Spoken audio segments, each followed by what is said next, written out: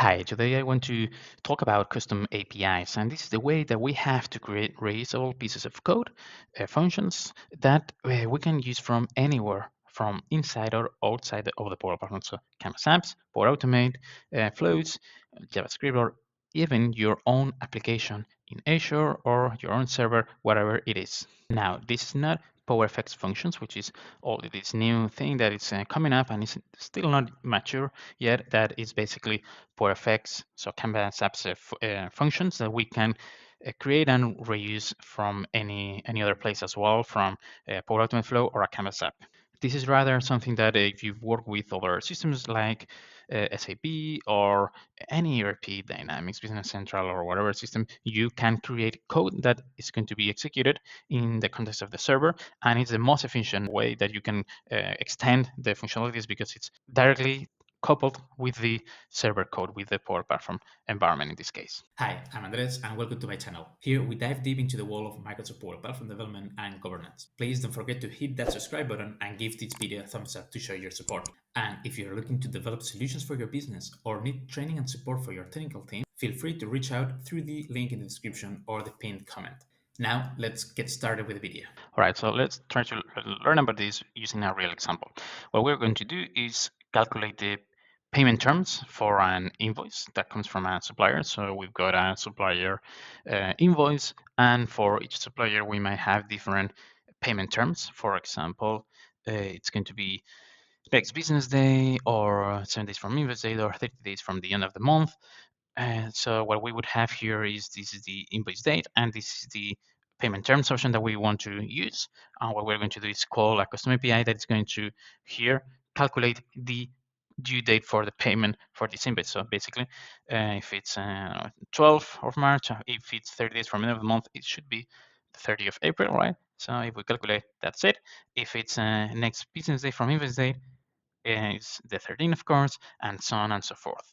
Now, this is from a Canvas app, but what if we wanted to execute this from a Power Automate flow?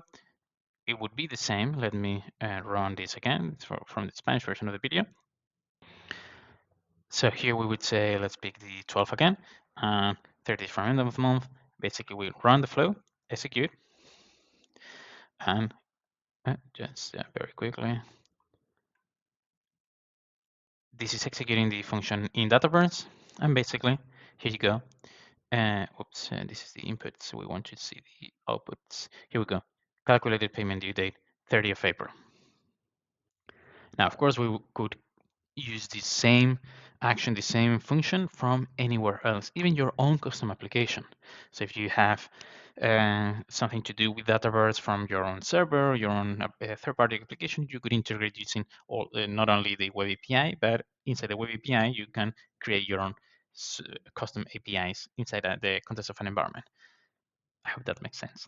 All right, so how does this work? First, let's take a look at how we can use it from a Canvas app or a Power Automate flow, and then I'll show you what are the steps that you will need to follow to create your own custom APIs. So let's go to our solution, and what you'll see here is that we have basically a custom API related components, and then an assembly, which is the plugin, which is the actual code that is going to be executed in the server. And of course, we have this flow and this Canvas app that is using the custom API. So from the context of the Canvas app, what we have to do is import and get the table. It's not a table, but it's when you add data here, you look at for environment, and you'll see these two environment definitions and environment variable values, and also this just environment table. You import it, and from there, after you do that, you will be able to use any custom option and using environment dot whatever it is. If you check it out here, you can say environment dot, and you'll see here all the actions that are available for your own Power Platform environment. It's actually pretty interesting to see how if you click AI, some of these stuff that you see here, AI sentiment, summarize, record, translate, these are actual AI builder models. And when you use the AI builder connector from Power Automate, you are actually calling these custom APIs. Well, they're not custom, they are APIs from the product that use AI builder. So you start to see how everything is built inside in the internals of the Dataverse when you start using these more advanced features. I recommend you try to uh, dive deep into that direction. Anyway, so what we are doing here is basically storing this variable, the result calculated payment date from this custom API, and the parameters that we are sending are the payment due date and the payment terms, which come basically from this control. So this would be the due date, and this would be the payment terms, which is basically a dropdown. Now this dropdown, I have hard-coded these values as strings, but it could be from an option, so from a choice that you have a global choice or a choice bound to a specific table. And then when we trigger that, we just show that into this text control. Now let's take a look at how we use the same function from a Power Automate flow. So here we have this action perform an onbound action, and what we have to say to do is provide the action name and the parameters, which in this case come from the manual trigger flow, but it could be whatever, right? Now, if you haven't used this, basically you have to pick the Dataverse connector, and here you will see perform an bound action or an unbound action. We are using this one, unbound action, and the explanation is the following: a bound action is tied to an entity, to a table, and an unbound action is independent of a table. So with this particular case, let's try to understand the difference. Here we have an unbound action because we want to calculate the payment terms generally. So maybe it's not only about payment terms, it's a more generally used function to calculate dates. But if it's only going to be used for invoices, for example, the table called invoices, then we can use a bound action. And if we do that, let's uh, pick it up here, you'll see that it asks you to first select a table name. So you would select the, well, I don't have any table with a name here, but imagine that we have invoice here. Oh, we do. Well, invoices, and then we would have here the available actions for that one, and then we have to provide the ID of that specific row that we are acting against, and then if we had any parameters, it would be provided here. Looking for help? We can assist you with consulting, custom development, and training for your development or digital workplace team. Go to my website, fill out the contact form, and I'll get back to you as soon as possible. Right now, let's talk about how you can use the same strategy, use custom actions in your own solutions. Now, this is not going to be a step-by-step tutorial. If you want a more a tutorial in that direction, let me know in the comments, and I will try to make time to record a more step-by-step tutorial. So, high level, what we are going to do is we are going to create a plugin, a C# plugin. Then we are going to create a custom action, and basically, after we do that, we can use it wherever it is, a Canvas app or a Power Automate Flow or wherever. Now, if you haven't worked with plugins, what do I refer to about plugins? Plugins are pieces of C# code, and please don't get scared here because I am not a C# developer. I do have experience with JavaScript and PowerShell, extensive experience there, but I'm not a C# developer. However, I know how to use Copilot and ChatGPT, and I understand what I'm trying to do here. So if you have those two ingredients and you understand what you are trying to do, and you know how to prompt to an AI like ChatGPT or Copilot, you are golden. You can do this yourself. So how can we perform all these steps? First, let's talk about why we are and some of the history why we are using plugins here. The plugin is the way that we have to create program code that is going to run directly inside the server. Let's call it like that, inside the Dataverse environment, and it's the most let's say, because we are compiling it and adding to an assembly, we are creating the most performant way to extend the board platform. The con, of course, is that we need to know a little bit how to work with programming languages. But now with AI, I think that barrier has brought very, very low again. Now, why is this interesting? If you have worked with Power Automate before, you will know that in the triggers, you can select, for example, when a Dataverse row is modified or created or deleted. And in the context of Power Automate, when you create that flow, you are reacting after the thing has happened, but you cannot react before the thing happens, for example. And if you need to do that, for example, a great example is when a row is deleted. What if you want to perform some action before the row is deleted? If you only use Power Automate, you cannot do that. But the moment you start using the what is called the event framework here, the event framework, you can do actions in the pre-validation, sorry, the pre-operation or the post-operation here, not this one, these two steps, okay, which is before the thing happens and after the thing happens. Now, also, if you look at online, there's an article from Forever, and I have done this approach as well. You can create actions to do that as well. Actions are called are this low-code way with the old Dynamics UI, but we are not in that part now. We are creating a custom API. If you want to know more about that, how to do it in a more low-code way, have the pre-operation, let me know. Back on track now. So basically, we are going to create a plugin. How can we create a plugin? Well, it's very simple, and there's plenty of literature online. I recommend that you follow this article here from Richard Carrigan, okay? Because we are using Visual Studio Code, which is free, open source, very lightweight, easy to use.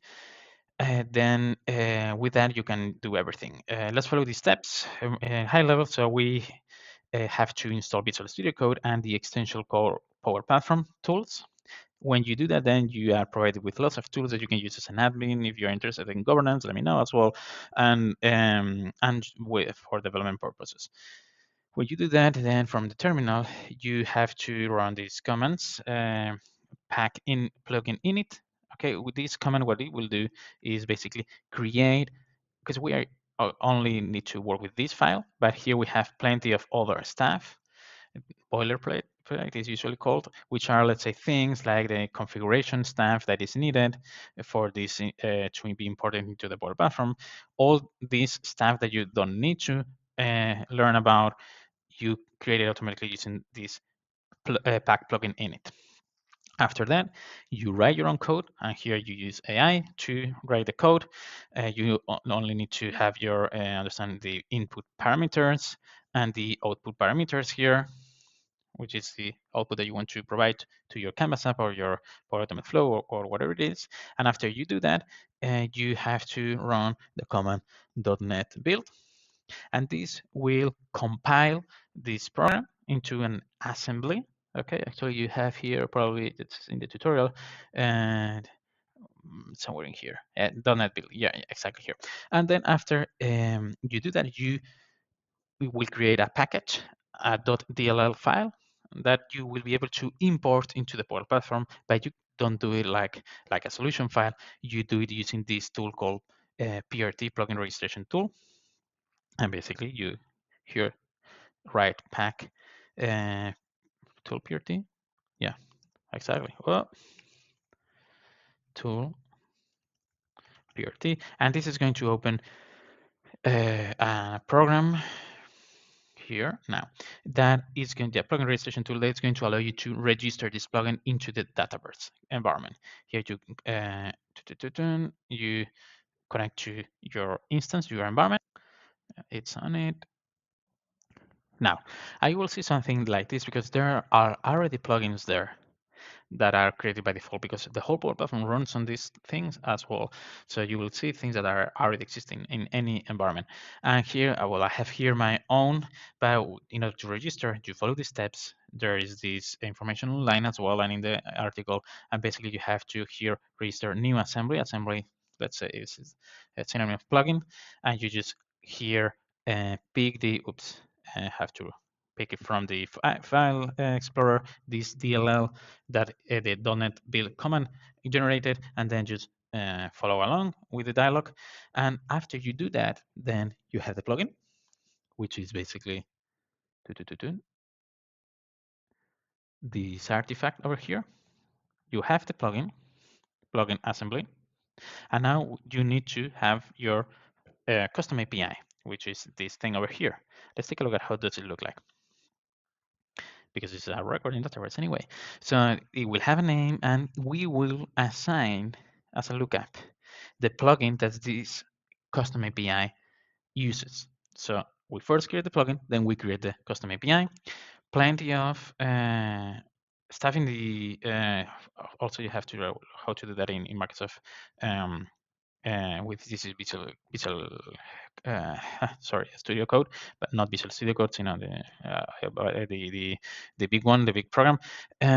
Instead, what we want to do is use here, register the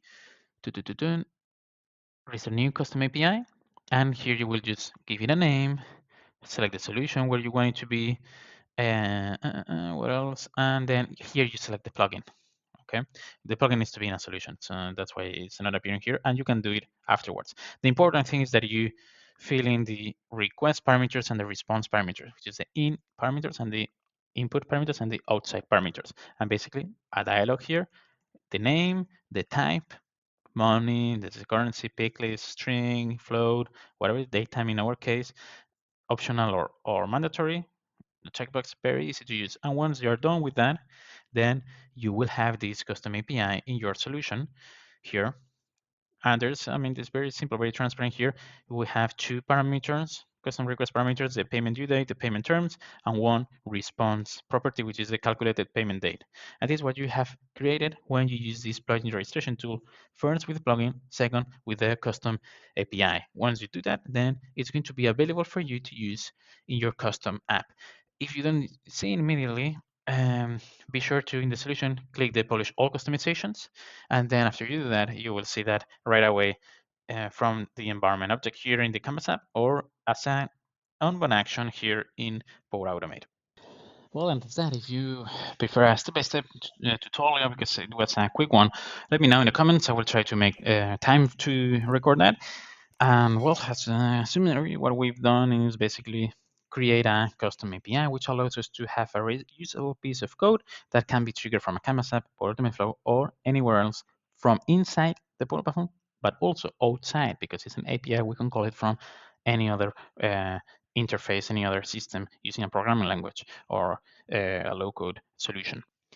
Well, and that's it. That being said, thanks a lot for watching till the end, and I hope I see you in the next one. Bye.